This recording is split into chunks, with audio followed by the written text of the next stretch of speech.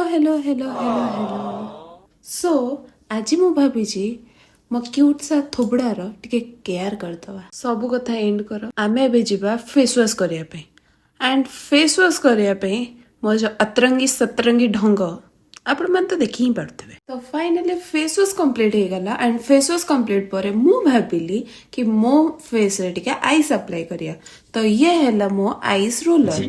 भाई साहब मेरे साथ ही ऐसा क्यों होता है लिटरली आइस रोलर रे आइस ही काई भाई यार जहाँ तो तवाई मचिया थिला मचि सारलाणी तो मु भाबिली कि जदि स्किन केयर आज करि ही देइछि तो हेयर केयर भी कर देबी तो हेयर केयर पई म एटी गोटे हेयर मास्क नेछि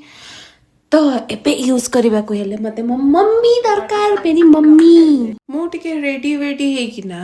मु आ मो मामा बाहर जाइतिलो मार्केट किछि किणा किणी करिया पे एंड मु सेठी